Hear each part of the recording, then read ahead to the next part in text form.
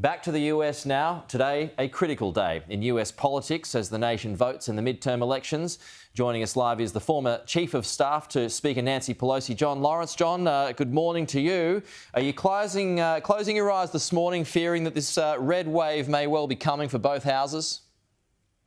Well, it certainly is disturbing from what we've seen in the polling. It certainly suggests that the dominant issue in the campaign has become the economy and particularly inflation, and that earlier issues that seemed to favor Democrats, such as concerns about dangers to democracy or the anti-choice decision of the Supreme Court, have faded. So, only a small margin in the House and a tie vote in the Senate. We're certainly poised to see perhaps this historic midterm reversal for the party in power. What will that mean for the rest of Joe Biden's presidency? Well, it's going to mean that the legislative agenda is going to be very different from the executive agenda. It means that there will probably be a large number of investigations. The Republican current minority in the House has indicated that is a high priority to investigate various aspects of the Biden administration and its policies.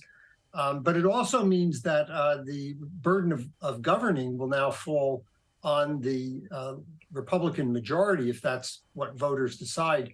And that means they'll have to vote for bills that they've typically opposed, such as spending bills and the debt ceiling legislation and others.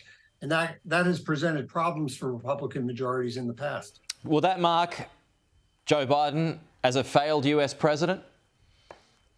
No, not at all. I mean, any more than the reversal in 2010 did so for Barack Obama. The current Congress, the 117th Congress, has been very successful. It's been able to respond to economic problems resulting from COVID. It's passed prescription drug caps for senior citizens and major infrastructure initiative, legislation on technology. So it's been, by any measure, a successful Congress, particularly given those narrow margins.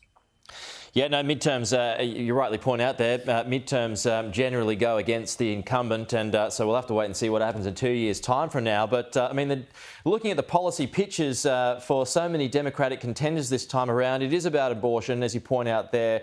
It is about crime. It's also about the future of democracy, as Biden calls the soul of America. But, purposely, obviously, they're staying away from the economy because it's not in great shape. That reflects badly on the Democrats, doesn't it? But are they missing a trick by not talking up the economy and trying to make it sound like they're at least working on it to make things better for folks? Well, it's very difficult to message something that people don't believe is true. And Sure. And I think that the president has been talking about the low unemployment rate, the growth in the economy, but you still have inflation at very high numbers. Gasoline prices have come down for much of this year, but they're still high. And we see in American politics that typically in off-year elections, if the economy is in bad shape or is not perceived in good shape, that hurts the party in power. James Carville said it best years ago, didn't he, with the most trotted out political line in history, I think it is. It's about the economy, stupid.